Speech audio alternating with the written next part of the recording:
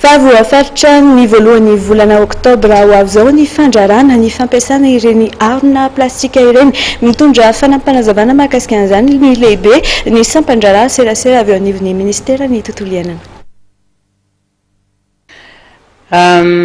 Iresaka moa tsika zany mikasika ny resaka le resaka sachet plastique zay hita mihitsy hoe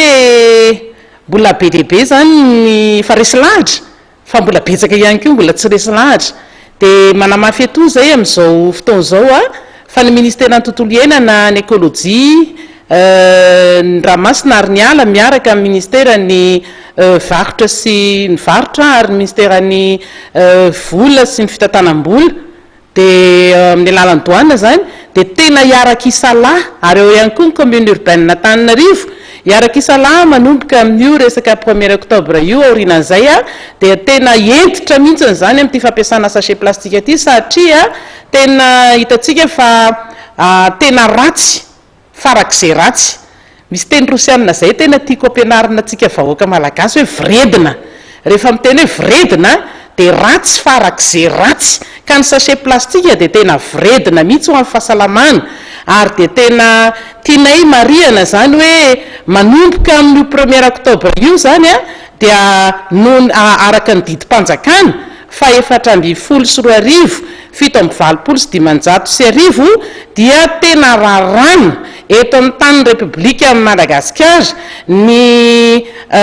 famokarana, ny fampiasana, ny fitsinjarana ary ny fanjifana zany ny sachet plastique satria hitatsika fa ny antony le tena tsy izy io zany tsy hoe rarararana fotsiny fa rarana le izy satria misy antony tena manimba mihitsy ny fahasalaman'ny vahoaka malagasy ary zay amin'ny ministera ny tontolo iainana ny ekôlôjia ny Ramasina ary ny ala zany dia tena entitra mihitsy amin'ny fiarovana an'izany fahasalamam-bahoaka zany. Zay moa natao hoe fampandrosoana maritra na fampandrosoana lovain-jafy mijery ny tontolo iainana, mijery ny toe-karena ary mijery ihany koa ny fiainam-ponina ka tena entitra zay ao anatin'izay hoe sady mijery ny fanadiovana ny tontolo iainana manerana ny tanina Madagasikara, mijery ihany koa ny izay fahasalamana izay. Tena voarara ao amin'ny didim-panjakana io zany dia le harona sachet plastique le misy tahony sy misy bretelle zany, bretelle dia latsaky ny 50 microns. Marina etony fa ny sachet plastique zany dia tsy misy koa zany atao hoe sachet plastique biodégradable zany satria misy manko miely misy mampiely an'le hoe sachet biodégradable vita mangahazo fa ireny rehetrareny dia misy foana zany ao misy an'le misy an'le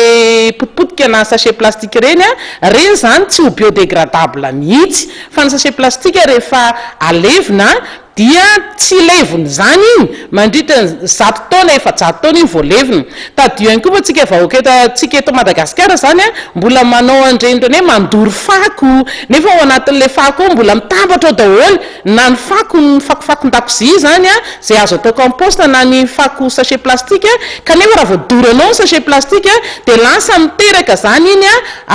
cancer any anatiny ao amin'ny fahasalamam-bahoaka zany. Dia raha mijery tsika ohatrany hoe any amin'ny hôpitaly any amin'ireny hôpitaly mitsabo andreny homamiadana ireny dia mihamitombo ary tsy mitsaha mitombo ny olona voany homamiadana